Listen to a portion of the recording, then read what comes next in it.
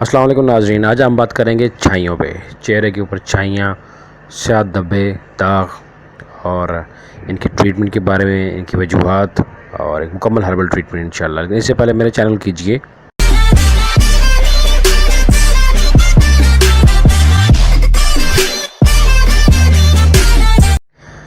तो नाज़रीन, जल्दी अमराज में स्याह दाग, छाइयाँ, महासे और कील वगैरह अगर वो तकलीफ़ तो नहीं देते, लेकिन उससे हुस्न की आबो ताब जैसे नाबूद हो जाती है।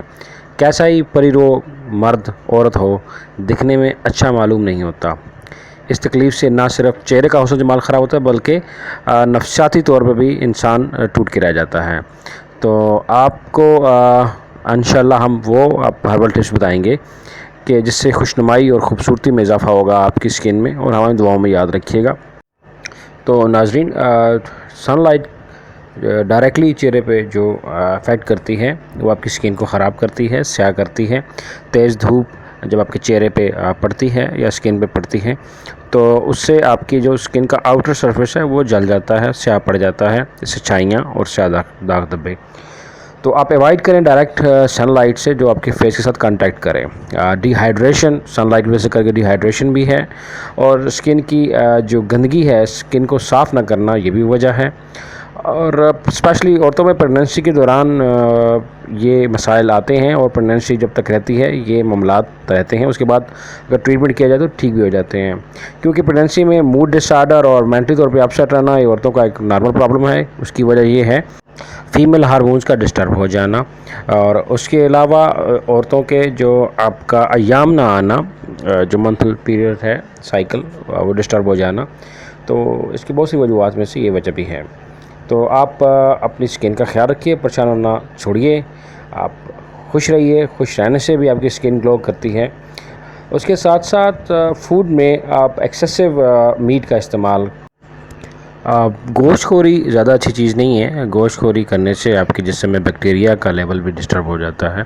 तो डेफ़िनेटली जब ब्लड में और आपके जिस्म में बैक्टीरिया का लेवल डिस्टर्ब हो जाएगा तो आप की स्किन के ऊपर उसके इफ़ेक्ट्स आएंगे। तो लिहाजा आप मीट इस्तेमाल कीजिए, अच्छी कंजम्पशन कीजिए, लेकिन बैलेंस कीजिए।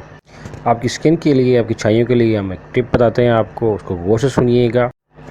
हाइड्रोजन पेरोक्साइड आपको मार्केट से इजीली मिल जाती है, और ये कॉस्टली भी नहीं है। हाइड्रोजन पेरोक्साइड आप एहतियात से इस्तेमाल कीजिएगा, ये याद रखिएगा, और डायरेक्टली अप्लाई ना कीजिएगा। मैं रिकमेंड नहीं करूँगा डायरेक्टली अप्लाई करने का।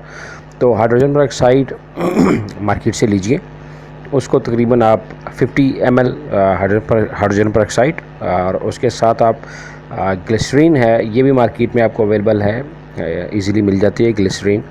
तो हाइड्रोजन पेरोक्साइड और ग्लिसरीन, ये दोनों अच्छे स्टोर से ले लें आप, ब्रांड अच्छा ले लें आप, ब्रांडेड चीज़ें मिल जाती हैं। तो ये दोनों 50 ml, दोनों 50 ml, और अर्के गुलाब 100 ml के साथ इसे मिक्स कीजिए। याद रखिएगा, 50 ml glycerine, 50 ml hydrogen peroxide और 100 ml अर्के गुलाब के साथ इसे मिक्स कीजिए। मिक्स करके इसका एक लिक्विड शेप में खासा बन जाएगा।